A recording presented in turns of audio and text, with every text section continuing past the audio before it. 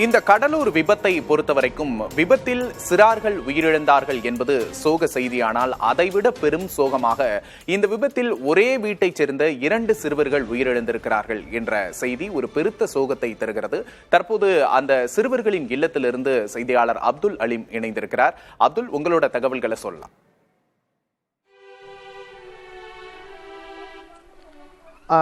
இந்த கடலூர் மாவட்டம் செம்பராங்குப்பம் கிராமத்தில் இன்று காலை இந்த ரயில்வே கேட் பகுதியில் சென்ற வாகனம் மீது இந்த சிதம்பரம் செல்கின்ற இந்த ரயில் மோதியதில் பள்ளி வேன் வீசப்பட்டது.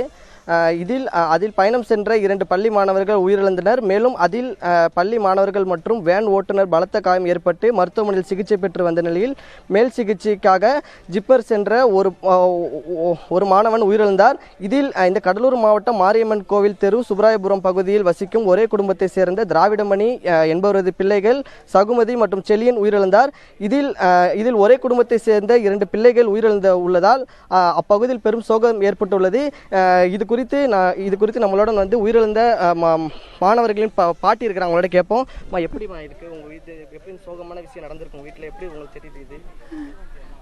நான் காலையில் போகக்கூடாதம்மா பார்த்தேன், வேணாம் நான் என்னத்தை பார்த்தேம்மா, ஒன்றுமே பார்க்கலப்பா. அங்கே போய் உடனே என் பிள்ளை வண்டி எடுத்துன்னு போன திரும்பி உடனே பண்டாட்டிக்கிட்டுன்னு போச்சு. அதான்ப்பா தெரியும், வேற ஒன்றும் தெரியும். ஒரே வீட்டில் உங்களோட பண்ண 2 பிள்ளைங்க இறந்துருக்காங்க, எப்படி பார்க்குறீங்க? உங்க பிள்ளைங்க இறந்து போயிருக்காங்க, எப்படி பார்க்குறீங்க நீங்கள்? அது ஒன்றும் தப்பு செய்யாதுப்பா, நானும் ஒன்றுமே கேட்க மாட்டேன்ப்பா. அது நல்ல பிள்ளையோப்பா. பெரியவனுக்கு 2 ஆண் 1 பொண்ணு 1, அங்கே இருக்கு வீடு. இவனுக்கு ஆண் 1 பொண்ணு 1, இது 2 தான்ப்பா. எதுவும் சண்டை சாடி குணம் போட்டுக்காதோ, நல்லா படிச்சிருக்குப்பா. ஐயோ படிச்சிருக்கேன், என்னப்பா இது சாப்பாடு ஓடி ஓடி அனுப்பாம்பா.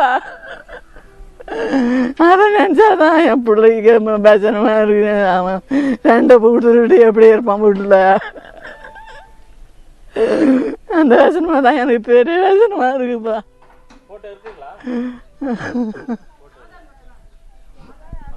இந்த ஒரே குடும்பத்தை சேர்ந்த இந்த பள்ளி மாணவர்கள் உயிரிழந்தது அப்பகுதி மற்றும் அப்பகுதி கிராமத்தை பெரும் சோகத்தை ஆழ்த்தி உள்ளது. மனதை உழுக்கக்கூடிய ஒரு காட்சியாக இருக்கிறது. ஒரே குடும்பத்தில் 2 உயிர்கள் பறிபோயிருக்கிறது.